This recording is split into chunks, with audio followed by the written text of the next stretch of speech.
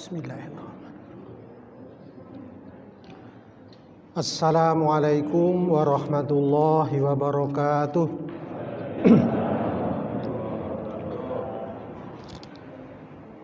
Bismillahirrahmanirrahim. Alhamdulillahi rabbil alamin. Nahmaduhu wa nasta'inuhu wa nastaghfiruh. Wa na'udzu billahi min syururi anfusina wa min sayyiati a'malina. May yahdihillahu fala mudhillalah wa may yudlil fala hadiyalah. Asyhadu an la ilaha illallah wahdahu la syarikalah wa asyhadu anna Muhammadan abduhu wa rasuluh. Allahumma salli wa sallim ala hadan nabiyil karim nabiyyina Muhammadin wa ala alihi wa sahbihi ajma'in. Rabbi shrah li sadri wa yassir li amri wahlul 'uqdatam min lisani yafqahu qawli. Amin. Amma ba'du. Ibu-ibu, bapak-bapak, jamaah yang saya hormati, alhamdulillahirabbil alamin. Puji syukur kita panjatkan kehadirat Allah Subhanahu wa taala atas segala limpahan rahmat dan nikmat-Nya yang telah dan yang selalu diberikan oleh Allah kepada kita semua. Utamanya ni'matul imani wal islam wa ni'matus sihhati wal afiyah, bahwa kita semuanya ditakdirkan, dipilih oleh Allah menjadi golongan hamba-hambanya yang beriman. Mudah-mudahan keimanan keislaman kita semakin meningkat kualitasnya seiring dengan semakin bertambahnya umur kita, sehingga pada akhirnya jika tiba saat Allah menghendaki memanggil kita semua, mudah-mudahan keimanan keislaman kita berada pada puncaknya, sehingga kita semuanya mengakhiri hidup di dunia ini dengan akhir yang baik, dengan kesudahan yang baik, husnul khotimah. Amin ya rabbal alamin.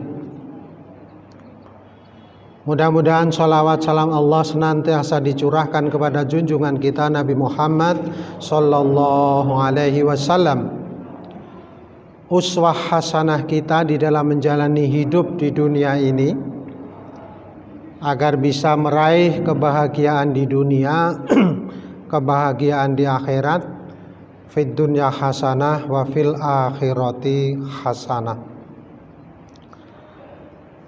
Bapak Ibu yang saya hormati, saya bersyukur kepada Allah, berterima kasih kepada segenap pengurus takmir bahwa pada pagi hari ini saya ditimbali untuk hadir di tengah-tengah jamaah sekalian. Bersama-sama kita niati thalabul ilmi silaturahim. Mudah-mudahan kehadiran Bapak Ibu sekalian, kehadiran kita semuanya yang kita niatkan untuk thalabul ilmi silaturahim ini diridhoi, diberkahi oleh Allah Subhanahu wa taala, dan oleh karenanya mudah-mudahan kita memperoleh manfaat dari majelis pertemuan kita ini, mendapatkan ilmu dan ganjaran dari Allah Subhanahu wa taala. Amin ya rabbal alamin. Ta'aruf memperkenalkan, saya tadi sudah disebut, nama saya Mahfud Masduki, domisili saya di Pabelan, Mungkit, Magelang. Di sana ada pondok pesantren Pabelan. Di situ saya beraktivitas, juga mengajar di UIN Sunan Kalijaga di Yogyakarta, di Fakultas Usuluddin dan Pemikiran Islam, prodi saya di jurusan IAT, Ilmu Al-Quran dan Tafsir. Sedikit ta'aruf dari saya. Bapak Ibu yang saya hormati, hari-hari ini kita masih dalam suasana yang belum selesai ya menurut para ahli. Oleh karena itu kita semua tetap berhati-hati. Kita semua yang masih diberi sehat oleh Allah SWT, mudah-mudahan diberi umur panjang, sehat, barokah, manfaat, serta bisa memanfaatkan sehat, umur yang masih diberikan oleh Allah itu untuk menambah bekal kembali kepada Allah. Bekal itu adalah amal soleh, bekal itu adalah ketakwaan kepada Allah. Dan hadir kita di majelis ini adalah salah satu upaya kita untuk menambah bekal itu.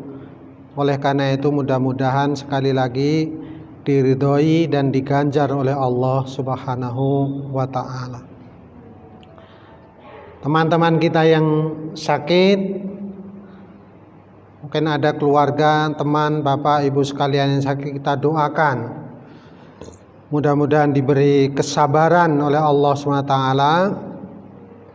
keikhlasan menerima apa yang diberikan oleh Allah SWT, dan penyakitnya segera diangkat oleh Allah Subhanahu wa ta'ala, diberi kesembuhan. Allahumma shfi mardana wa anta syafi la shifa illa shifauka shifaan la yughadiru saqaman. Amin ya rabbal alamin. Yang sudah meninggal, yang muslim kita doakan.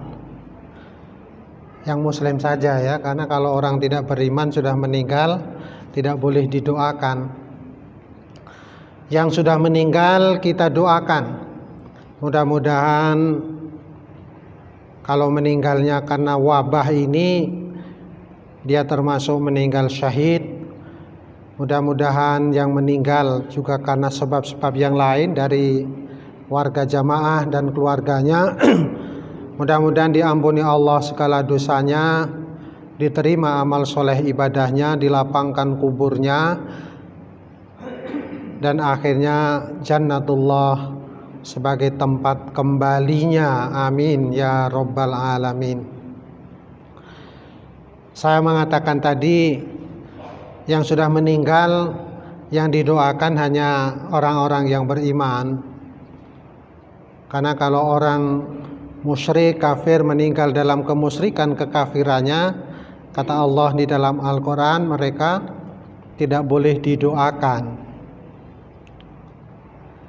Maka nalin nabi walladina amanu ayyastaghfiru lil musyrikina walau kanu uli kurba min ba'di ma tabayyana lahum annahu aduwwul lillah. Atau ayat yang lain di surah At-Taubah juga, wala tusalli ala ahadim minhum mata abadan wala taqum ala qabrihi innahum kafaru billahi wa rasulihi wa matu wa hum fasikun. Jangan kau solati, la tusalli ala ahadim minhum mata abadan, terhadap mereka orang-orang kafir itu kalau meninggal dunia. Mengapa? Karena mereka kafir kepada Allah dan Rasulnya, dan mereka mati tetap dalam keadaan kafir, kefasikan. Makalan nabi walladina amanu ayyastaghfiru lil musyrikin walau kanu uli kurba. Tidak semestinya nabi dan orang-orang yang beriman itu yastaghfiru lil musyrikin, memintakan maaf buat orang-orang musyrik. Istaghfaro yastaghfiru ayat talabul maghfirah. Mengapa? Karena mereka mati dalam kekafiran dan sudah jelas-jelas mereka tidak beriman. Begitu kata Allah di dalam surah At-Taubah. Tapi kalau masih hidup boleh didoakan. Nabi juga pernah mendoakan orang-orang kafir tapi masih hidup. Ketika Nabi berhijrah ke Taif, diganggu, disakiti sampai Nabi berdarah-darah, tetapi mereka malah didoakan oleh Nabi, Allahumma hdi qaumi fa innahum la ya'lamun. Ya Allah, berikanlah petunjuk kepada kaumku, mereka bersikap begitu semata karena mereka belum tahu. Jadi kalau masih hidup boleh didoakan. Didoakan kaya boleh, didoakan supaya tetap sehat boleh, ya didoakan apa saja kalau masih hidup boleh. Utamanya didoakan untuk mendapat petunjuk dari Allah Subhanahu wa taala. Tapi kalau sudah mati, wala tusalli ala ahadim minhum mata abadan. Jangan kau sholati mereka kalau sudah meninggal dunia. Bapak Ibu yang saya hormati, tema kita pagi ini adalah memaknai Tahun Baru Islam. Kita semua tahu bahwa hari-hari ini masih di bulan pertama, bulan Muharram tahun 1443 Hijriah. Hari ini tanggal berapa Pak Bu?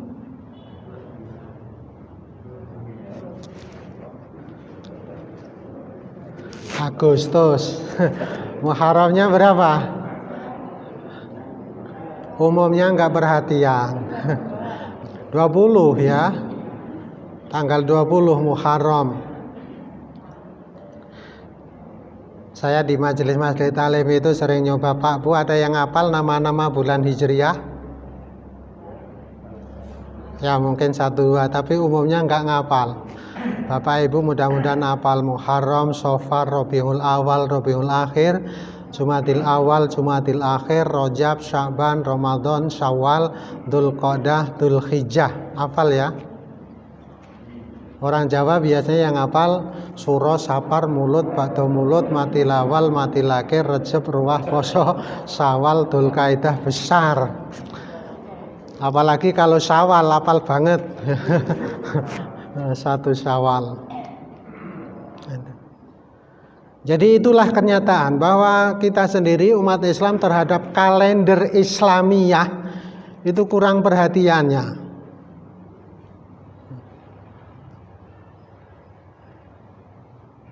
Saya selama sekolah dan juga Bapak Ibu mungkin ya, guru-guru saya bahkan guru agama kalau mau memulai pelajaran nggak pernah menulis kalender tanggal Hijriah itu di papan tulis ya.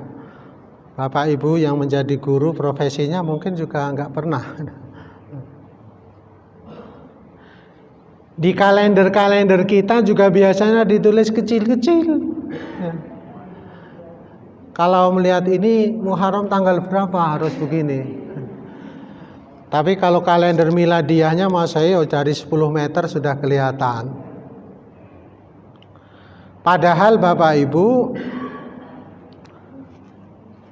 amaliyah-amaliyah ibadah umat Islam yang disyariatkan oleh Allah yang kaitannya dengan waktu hari itu ditentukannya dengan kalender Hijriah Islamiyah itu. Puasa ya bulan Ramadan, gak pernah kan Desember, November. Haji, melaksanakan ibadah haji ya Dzulhijjah. Orang wukuf ya tanggal 9 Dzulhijjah. Hari Raya Idul Adha 10 Dzulhijjah. Hari Raya Idul Fitri 1 Syawal. Semua ditentukan dengan penanggalan Islamiyah, penanggalan Hijriyah itu. Tapi ya kita semuanya biasanya kurang perhatian terhadap hal yang sebenarnya penting itu. Ya oleh karena itu ada baiknya kalau setidaknya kita mengerti apal nama-nama bulannya. Bahkan kalau di dada ini tahun Hijriah ini tahun berapa ya kadang-kadang mikir dulu. Ya, tahunnya pun nggak spontan ingat. Nah, itulah kenyataannya. Bahwa kalender Islamiyah yang ibadah-ibadah kita ditentukan dengan kalender itu biasanya kurang mendapat perhatian. Ini kita berada di bulan pertama, di minggu keempat, ini sudah tanggal 20 bulan Muharram, relatif bisa dikatakan masih tahun baru Hijriyah. Nah, semestinya kita memaknai untuk diri kita pergantian tahun itu. Kalau tahun miladiyah kan biasa sudah orang-orang di sekitar kita rame-rame hura-hura, bakar mercon, bang api, anak-anak muda pergi ke pantai, ke pusat-pusat keramaian, ke Malioboro, biasanya begitu. Akan detik-detik pergantian tahun pun di TV diikuti tik tik tik tik tik tik, wah begitu kan. Bagaimana semestinya kita memaknai pergantian tahun Islamiyah, kalender Hijriyah, kalender Arabiyah yang kita sekarang berada di bulan yang pertama. Alhamdulillah di sejumlah masjid, sejumlah masjid taklim sudah ada yang memanfaatkan momentum pergantian itu dengan hal yang positif. Manfaat, saya nggak tahu, mungkin di sini juga ada apa? Pengajian di masjid, mujahadah, berdoa bersama untuk kebaikan dan keselamatan kita di tahun yang akan datang positif. Tetapi yang sebenarnya sangat penting bagi kita, momentum pergantian tahun begitu harus mengingatkan bahwa dengan bergantinya tahun itu umur kita berkurang. Umur kita berkurang. Kalau umur berkurang artinya ya tidak ada lain kecuali bahwa saat kembali kita dipanggil oleh Allah semakin dekat. Kalau semakin dekat, bagaimana caranya? Bagaimana kita semestinya mempersiapkan diri?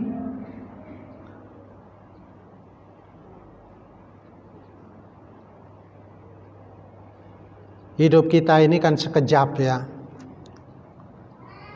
Kun fid dunya ka'annaka gharibun aw 'abiru sabilin. Hidup di dunia ini seperti orang bepergian, sesaat, sekejap, nanti kembali lagi. Awabiru sabilin, atau seperti orang yang nyeberang jalan, jadi hanya sebentar. Ini kalau kita, saya, bapak-bapak ini mungkin kalau sudah 60 itu mesti lebih bagus persiapannya, lebih waspada. Nabi kan menyabdakan a'maru ummati baina sitin ila sab'ain. Umur umatku ini rata-ratanya antara 60 sampai 70. Wa aqalluhum man yujawwizu dzalik, dan hanya sedikit dari mereka yang lebih dari itu. Jadi kalau yang sudah 60, saya sudah mencapai usia itu, alhamdulillah, harus waspada, menyiapkan diri lebih baik lagi. Apalagi yang sudah 70 lewat, sudah dapat bonus ya. Nabi usianya 63. Jadi bergantinya tahun ini mesti mengingatkan kita semuanya bahwa umur kita berkurang, kembali kita kepada Allah semakin dekat, dan oleh karena itu bagaimana caranya kesempatan yang masih diberikan oleh Allah Subhanahu wa taala ini dimanfaatkan dengan sebaik-baiknya.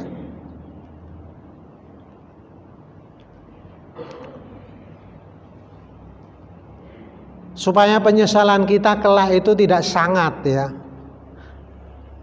Semua orang menyesal kurang amal baiknya, tapi kalau sekarang tidak berusaha maksimal nanti penyesalannya akan sangat. Di sejumlah ayat di dalam Al-Quran menggambarkan bagaimana penyesalan orang yang sudah meninggal, kenapa dulu ketika hidup tidak memaksimalkan amal soleh. Ada penggalan ayat misalnya, Rabbi laula akhartani ila ajalin qarib fa asaddaqo wa akum minas sholihin wa la yuakhirallahu nafsan idza jaa ajaluha wallahu khabirum bima ta'malun. Surah Al-Munafiqun ayat terakhir itu. Ya Allah Tuhanku, jika sekiranya Kau tangguhkan barang sebentar hidupku ini, tidak segera mati, diberi kesempatan untuk hidup lagi, fa as-saddaqa wa aku minas sholihin. Ya Allah, aku berjanji akan sedekah sebanyak-banyaknya dan aku akan bergabung melakukan seperti yang dilakukan oleh orang-orang soleh. Fa as-saddaqa wa aku minas sholihin. Jadi di Quran itu yang pertama disebutkan itu penyesalannya itu, kok dulu saya tidak sodakoh padahal mampu. Ya memang kalau dipahami orang yang hartanya banyak tetapi tidak pernah bersedekah, hasil jerih payahnya bekerja siang malam di dunia ini semuanya ditinggal, tidak mendatangkan kemanfaatan apa-apa buat dia, maka dia menyesal. Kalau saya diberi hidup lagi, niscaya aku akan bersedekah. Yang pertama disesali adalah mengapa dulu dia kaya, dia mampu tetapi tidak bersedekah. Karena harta dunia kita yang akan bisa kita bawa kemanfaatannya sampai ke akhirat itu hanya yang sudah disedekahkan. Yang tidak semuanya ditinggal di dunia, mau sebanyak apapun harta, rumah mewah, mobil mahal, semuanya ditinggal, hanya yang sudah disedekahkan. Ada hadis Nabi yang mengatakan, Nabi suatu saat tengah membaca surah At-Takasur, Alhaakumut takasur hatta zurtumul maqabir. Ya. Arti ayat itu kan manusia dibuat lengah, tidak ingat Allah gara-gara berlomba-lomba dalam soal keduniaan. Lalu Nabi bersandar begini, dalam hadis itu dikisahkan, lalu mengambil posisi serius begitu, beliau bersabda, mali yaqulu ibnu Adam, mali. Manusia anak Adam biasa berkata, ini hartaku, mali. Sesungguhnya hartamu itu, kata Nabi, hanya 3. Kalau dia berupa makanan yang sudah masuk ke perutmu, itu betul-betul milikmu. Kalau itu pakaian yang sudah kamu pakai sampai lusuh untuk menutup aurat, untuk ibadah, itu pakaianmu. Kalau itu harta-hartamu yang sudah kamu sodakohkan, itu yang sejatinya milikmu. Yang belum tentu milikmu.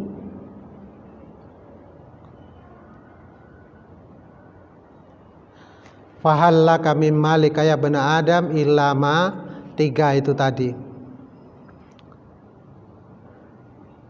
Bapak Ibu yang mungkin di rumah tadi di meja ada ayam goreng yang direncanakan mau untuk makan pagi nanti sepulang pengajian ini, ya, mungkin sudah dimakan kucing, jadi nggak punya lagi. Pakaian-pakaian bagus yang disimpan di almari, jas harganya mahal, mungkin sudah dipangan rayap, belum tentu. Tapi yang sudah disedekahkan akan langgeng terbawa nanti sampai ke akhirat. Tasoddaqta fa'amdoita, itu bahasa hadisnya. Sudah kamu sodakohkan, sudah kamu lupakan, tidak diingat-ingat lagi. Itulah maka penyesalan pertama orang yang sudah mati tadi dalam ayat surah Al-Munafikun ayat terakhir itu, fa'as-soddaqa wa akum minas sholihin. Aku akan bersedekah, aku akan bersama orang-orang yang saleh, ahli ibadah. Itulah Bapak Ibu sekalian.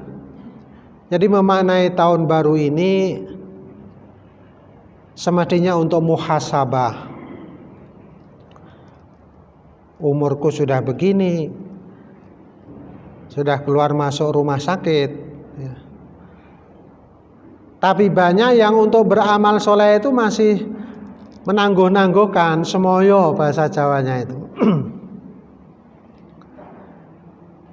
Banyak sekali kebaikan-kebaikan yang diketahui itu amal kebaikan, tapi nggak kunjung mau memulai melakukan, semoyo. Biasanya yang masih aktif berkesibukan bekerja ya, semoyanya nanti kalau sudah pensiun, atau semoya nanti kalau anak-anak sudah mentas, nanti kalau anak-anak sudah mapan, sudah temoto. Begitu biasanya orang semoyo dengan nuraninya sendiri itu. Tapi ketahuilah bapak-bapak, ibu-ibu, bahwa longgar, selo, gak ada kesibukan itu kalau yang diperturutkan nafsu tidak akan pernah ada. Dulu semuanya nanti kalau sudah pensiun, tapi sudah pensiun ya ada aja kegiatan, kesibukan ya. Jadi kata Nabi, cinta dunia yang tidak terkendali itu membutakan mata hati, mentulikan telinga hati. Hubbuka syai' yu'mi wa yusimu. Cintamu terhadap dunia yang tidak terkendali, memperturutkan hawa nafsu itu membuat mata hati menjadi buta, telinga hati menjadi tuli.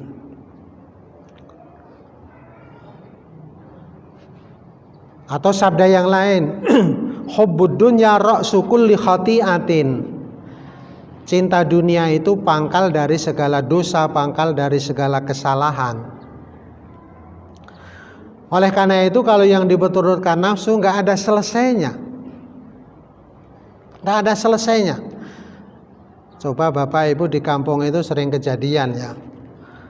Ada bapak-bapak sudah sepuh, sudah sakit, stroke, berbaring aja di tempat tidur, nggak bisa pergi-pergi.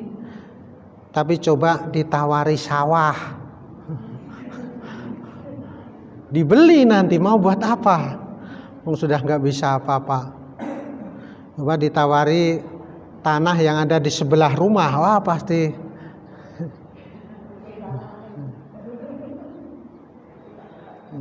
Jadi kalau yang diperturutkan nafsu nggak ada selesainya. Oleh karena itu di surah Yusuf disebutkan wa ma ubarri'u nafsi innan nafsa la'ammaratun bisu. Jadi nafsu itu jangan dilepas bebaskan liar. Karena nafsu, hawa nafsu itu ammarah bisu, selalu mendorong-dorong orang untuk berbuat buruk, illa ma rahimar rabbi, kecuali kalau dia mendapat anugerah rahmat dari Allah Subhanahu wa taala. Jadi Bapak Ibu sekalian, bermuhasabah. Tahun baru itu muhasabah, introspeksi, mawas diri, mengaca diri.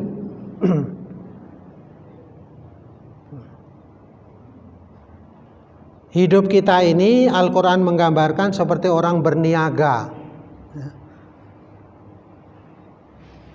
seperti orang berdagang. Orang berdagang lazimnya ada yang untung, ada yang gak beruntung, ada yang rugi. Di dalam Al-Quran kan banyak ayat yang mengisyaratkan Itu istilah-istilah perdagangan, untung, rugi, tijarah, khasirin, faizin, dipakai oleh Al-Quran. Jadi seperti berniaga. Di awal surah Al-Baqarah malah disebutkan ulaikal ladzina ishtaraw ad-dhalalata bil huda fama rabihat tijaratuhum wa ma kanu muhtadin. Fama rabihat tijaratuhum wa ma kanu muhtadin. Perdagangannya tidak untung dan mereka tidak mendapat petunjuk. Siapa? Ulaikal ladzina ishtarawud dhalalata bil huda, mereka yang membeli kesesatan dengan petunjuk. Jadi petunjuk-petunjuk Allah ditukarnya dengan kesesatan, al-hudanya ditukarkan dengan al-dhalalah. Maksudnya dia memilih jalan sesat daripada jalan petunjuk Allah. Mereka lah orang-orang yang rugi di dalam berniaga, di dalam hidup ini.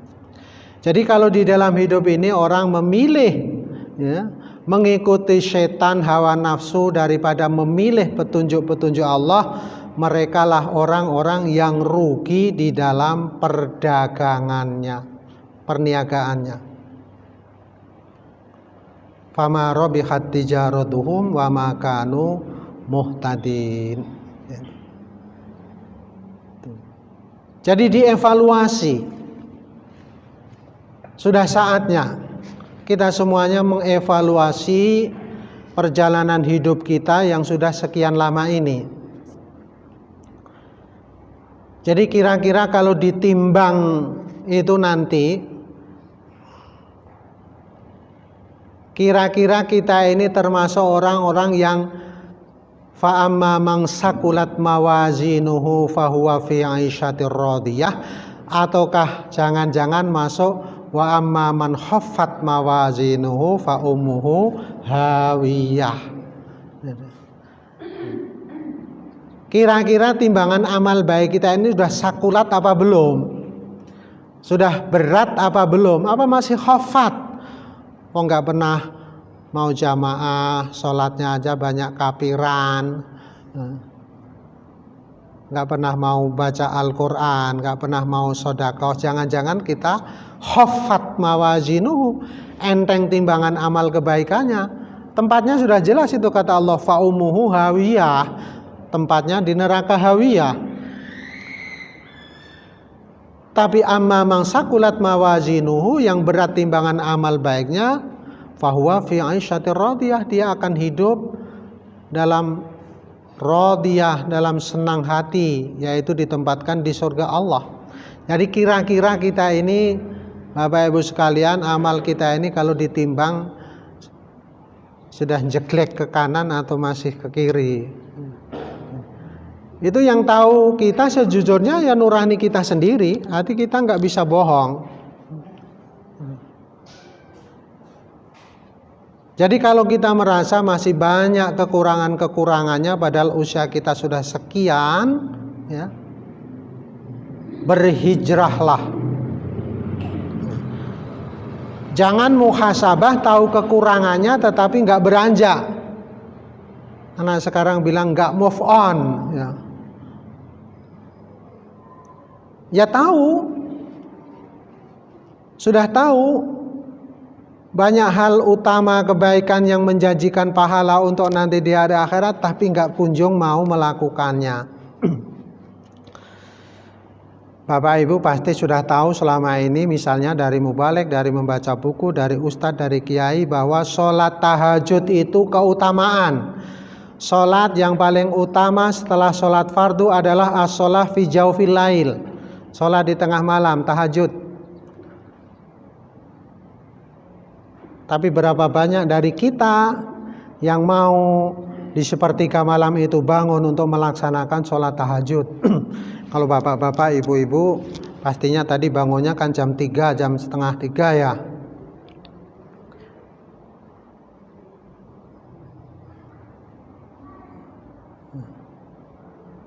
Semuanya sudah tahu bahwa sholat duha itu baik.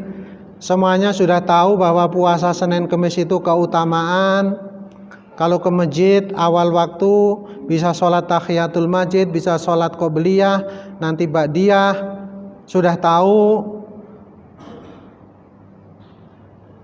puasa ada keutamaan saumu ayyamil bid tanggal 13, 14, 15, tahu semua. Tapi belum banyak yang berkesadaran dan mau melaksanakan itu. Padahal Bapak Ibu sejatinya kan semuanya nggak sukar, nggak sulit, nggak pakai biaya melakukan keutamaan-keutamaan itu. Padahal dijanjikan pahala yang besar.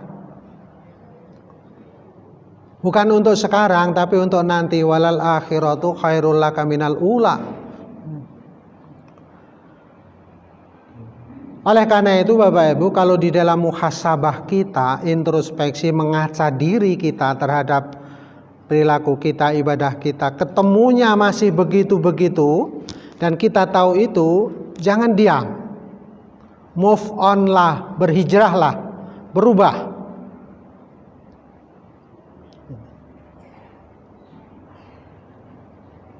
Kalau yang sudah pensiun, sudah usia rata-rata jam-jam 7, 8, 9 itu kan longgar. Sholat duha pasti nggak ada beratnya.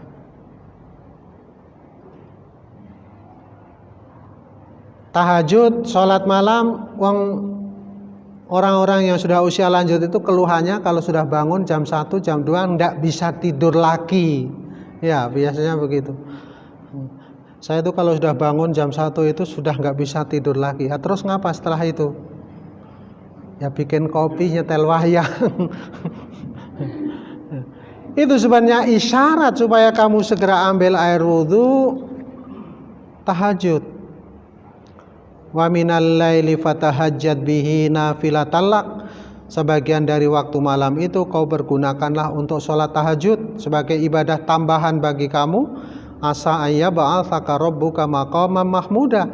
Semoga Tuhan membangkitkan kamu di tempat yang terpuji.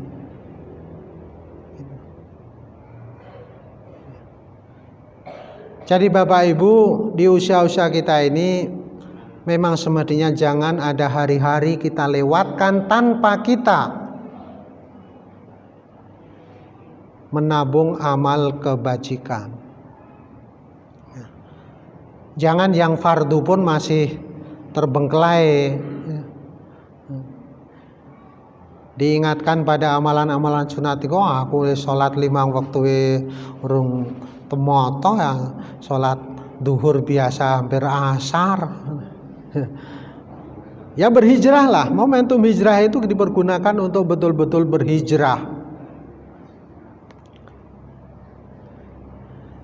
Hijrah kita umat Muhammad kan hijrah dari mimma nahallahu ila ma amarallahu bihi. Mimma nahallahu anhu ila ma amarallahu bihi.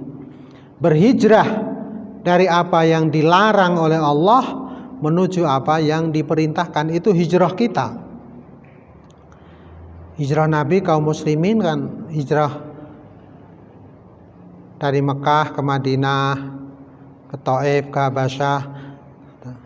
Tapi kata Nabi, hijrah umatnya al-muhajir man hajaro ma nahallahu anhu, adalah orang yang berhijrah mau meninggalkan apa-apa yang dilarang. Jadi kalau kita dalam bercermin muhasabah tadi merasa mengetahui ya, ada hal-hal yang buruk yang masih kita lakukan, marilah segera kita berhijrah. Jangan seperti yang dikatakan oleh Allah di dalam Al-Quran. Banyak orang yang tahu perbuatannya tidak baik, tetapi dia menikmati ketidakbaikan itu. Muttaqin di dalam surah Ali Imran itu disebutkan ciri-cirinya ya. Alladzina idza fa'alu fakhishatan aw dzalamu anfusahum dzakarullah fastaghfaru lidzunubihim wa may yaghfiru dzunuba illallah wa lam yusirru ala ma fa'alu wahum ya'lamun. Walam yusirru ala ma fa'alu wa hum ya'lamun itu tidak melanjutkan saja terus dilakukan perbuatan buruknya padahal dia tahu itu buruk. Banyak orang menikmati keburukan.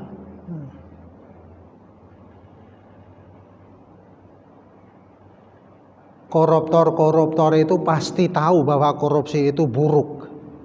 Tapi kan mereka menikmati itu.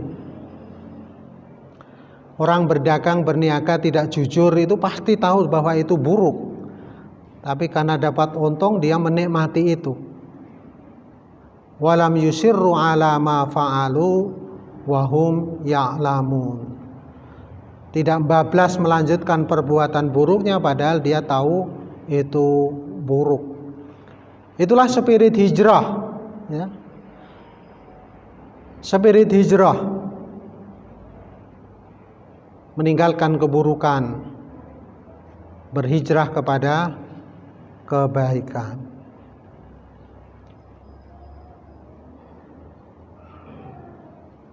Jangan bercermin ketahuan wajahnya jelek.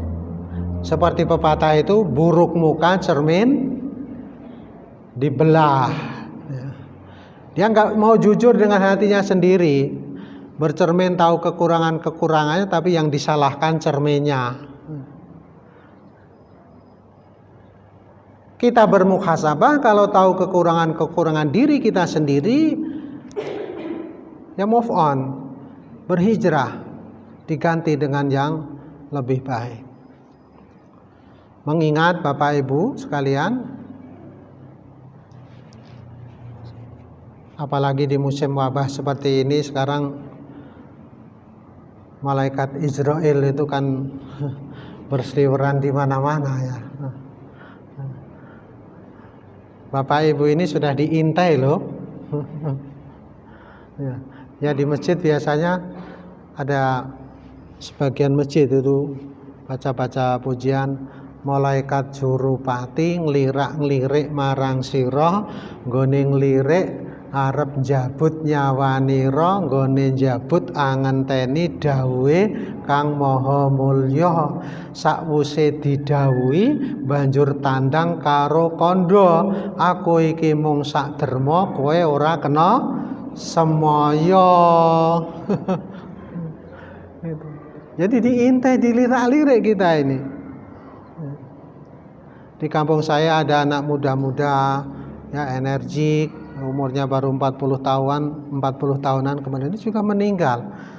Jadi memang syaratnya meninggal itu bukan harus tua, tidak harus sakit. Enggak sakit meninggal banyak, masih muda meninggal banyak. Malah ada yang sudah tua minta meninggal, minta meninggal, enggak meninggal juga ada.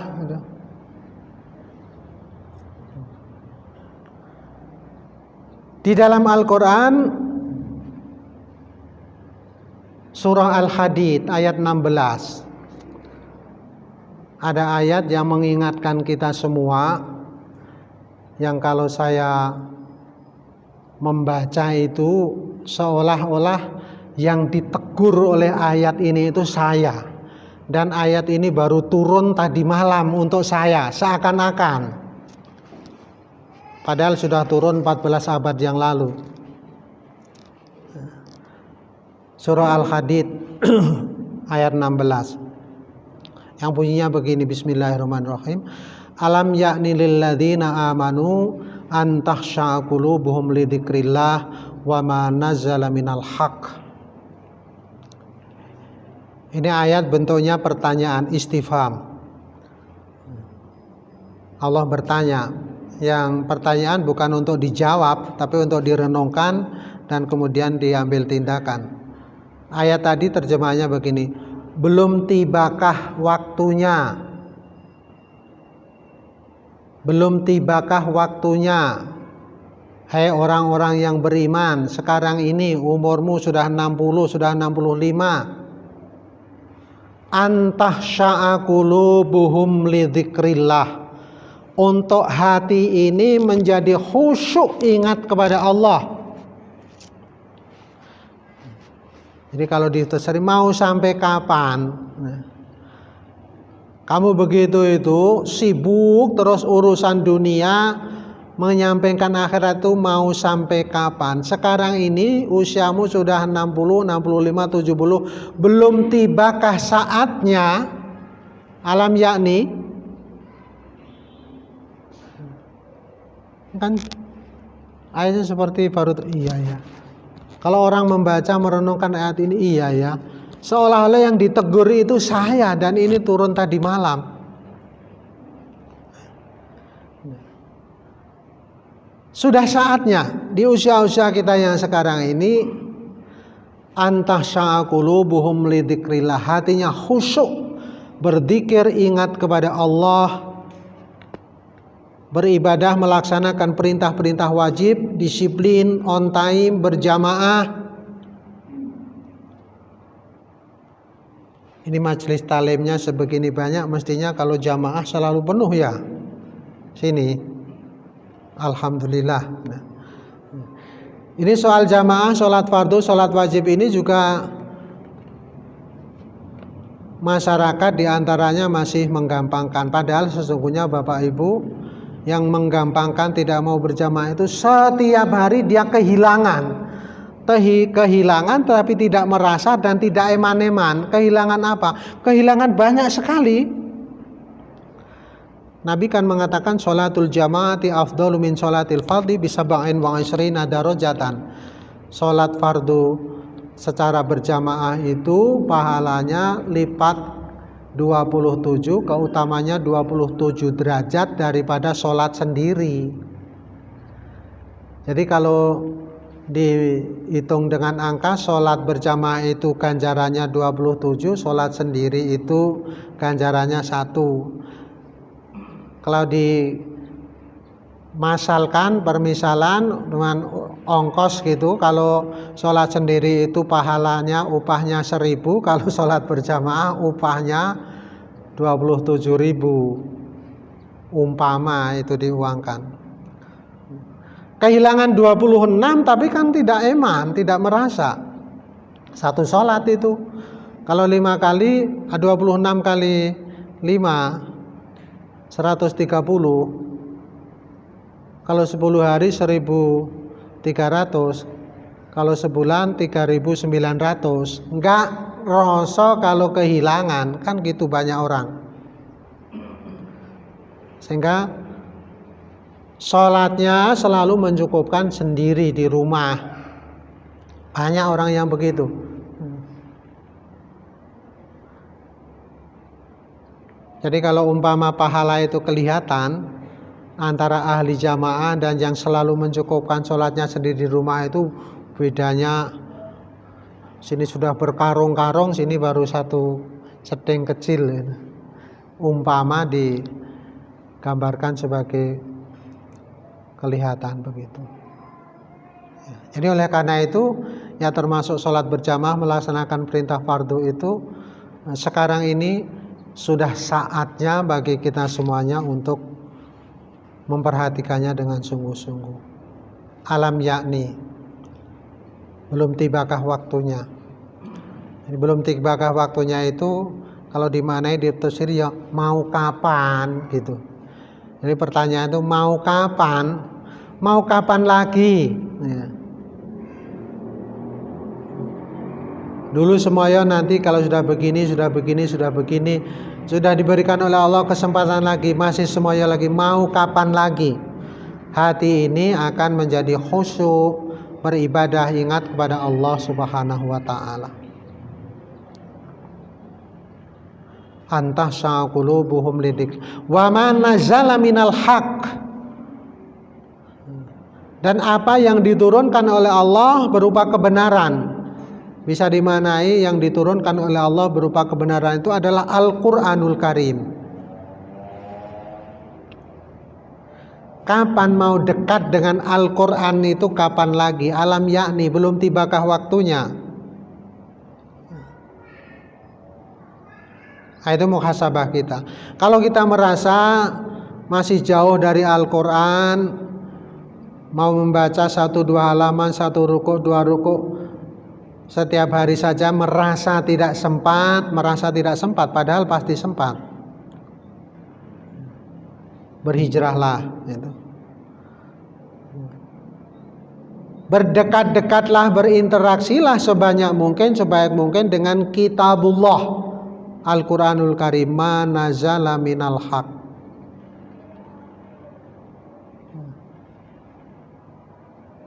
Sekarang ini ada gerakan one day one juice, ojol itu ya. Ojol, one day one juice. Satu hari ditargetkan membaca Al-Quran 1 juz. Mungkin Bapak Ibu banyak yang sudah mengikuti kelompok-kelompok itu. Saya sampai sekarang masih ada itu rekan-rekan dosen yang mau menyempatkan, mengingatkan semua sekian banyak orang setiap minggu, bukan one day tapi one week ya, harus membaca 1 juz di setiap minggu, khatmul Quran. Kalau bisa one day one juz lebih bagus. Kalau yang sudah lancar membacanya pastinya bisa. Kalau yang belum ya semampunya. Tapi jangan tidak pernah menyentuh Al-Quran, jangan tidak pernah berinteraksi dengan Al-Quran. Mau kapan? Ma nazala minal haq itu, kebenaran yang diturunkan oleh Allah itu, mau kapan lagi kamu berinteraksi, mendekatkan kepadanya dengan cara membacanya, mempelajarinya, mengajarkannya, menafsirinya, yang terpenting mengamalkannya.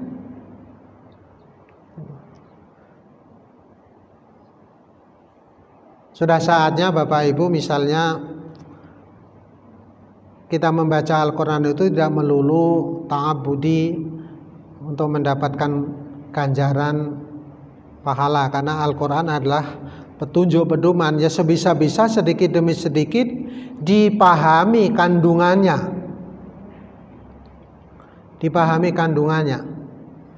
Tidak ngerti bahasa Arab bukan halangan. Sekarang tidak ngerti bahasa Arab itu bukan halangan untuk paham Al-Quran. Terjemahan sudah lama ada, tafsir-tafsir yang dulu perlu waktu puluhan tahun dipelajari di pesantren sudah diterjemah ke dalam bahasa Indonesia, yang ditulis oleh ulama-ulama tafsir Indonesia banyak. Profesor Hamka punya tafsir ya. Al-Azhar, Profesor Quraish Shihab mempunyai tafsir Al-Misbah. Pak Hasbi As-Siddiqi Profesor punya tafsir An-Nur. Tidak kurang cara bagi kita bapak-bapak, ibu-ibu untuk mempelajari, mengetahui kandungan kitab suci Al-Quran. Persoalannya hanya mau atau tidak. Kalau bisa, bisa. Coba Bapak datang ke toko buku begitu,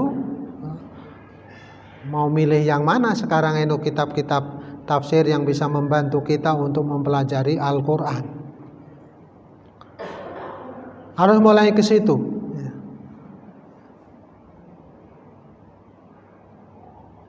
Jangan bermuhasabah tahu bahwa sampai umur yang sekian ini saya sudah hafal surah Al-Kautsar misalnya, surah terpendek, sudah hafal surah An-Nas, Al-Falaq sejak kecil dulu diajari oleh Bapak Ibu. Tapi sampai tua ini nggak tahu juga artinya. Itu kan elok sebenarnya. Kita sudah puluhan tahun membacanya tapi nggak tahu maksudnya apa. Oh, orang ngerti ya untuk ganjaran ya. Ayah mendapat pahala, tetapi mestinya tidak berhenti di situ. Harus ada peningkatan. Dan itu bisa dilakukan. Ya. Membacanya banyak di kampung-kampung itu. Orang-orang yang karena ya dulu keadaan waktu kecilnya orang tuanya tidak sempat untuk mengajikan dia, sehingga sampai tua juga baca Al-Quran tidak bisa atau tidak lancar. Tidak ada kata terlambat untuk belajar mengaji, membaca Al-Quran, untuk belajar agama. Tidak ada kata terlambat. Bahkan Nabi memotivasi orang yang mau belajar membaca Al-Quran meskipun sudah terlambat, sehingga tidak bisa lancar, lidahnya keluh, nggak bisa melafalkan lafal-lafal Arab itu dengan baik. Kalau dia mau melakukan, pahalanya 2. Malah Nabi memotivasi gitu. 1 pahala karena dia mau, 2 pahala mengajinya. Jadi wis angel, wis gelem, dapat pahala. Dan Al-Quran itu Bapak Ibu seperti disabdakan Nabi kan setiap hurufnya menjanjikan pahala. Setiap huruf, bukan setiap kata, setiap ayat, setiap hurufnya bahkan. Jadi kalau alif lam mim itu alif berpahala sendiri, lam berpahala sendiri, mim berpahala sendiri. Jadi kalau kita baca Al-Fatihah saja, Masya Allah, sesuai dengan hadis Nabi itu, pahala kita bukan main.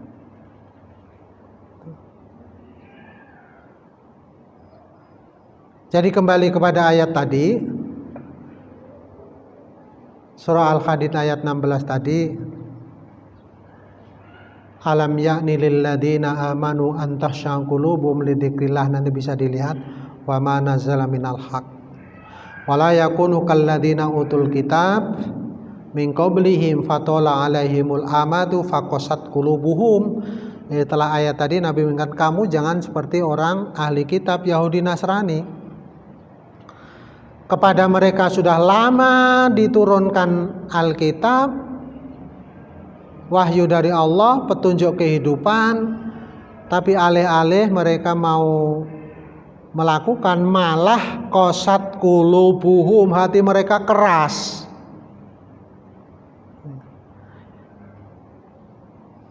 Ini pesannya, kamu orang-orang Islam, sudah diturunkan kepadamu kitabullah Al-Quranul Karim sudah 14 abad yang lalu, ya dipelajari, diamalkan. Jangan sudah sekian lama, tola alaihimul amad, waktunya sudah lama, kamu masih tetap saja tidak mau mengikuti petunjuk-petunjuknya, kamu masih tetap saja tidak mau membacanya, tetap fasikun. Itu surah Al-Hadid ayat 16.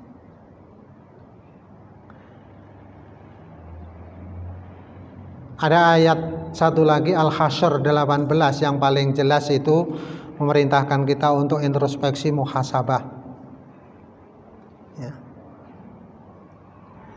Ya ayyuhalladzina amanu taqullaha wal tanzur nafsun ma qaddamat lighad wattaqullaha innallaha khabirum bima ta'malun. Ini eksplisit, jelas sekali Allah memerintahkan kita supaya kita wal tangdur nafsun ma qaddamat lighad. Jadi perilaku hidupnya, perilaku ibadahnya kemarin-kemarin itu ditengok, dilihat, dimuhasabai, lighad, supaya esok hari lebih baik.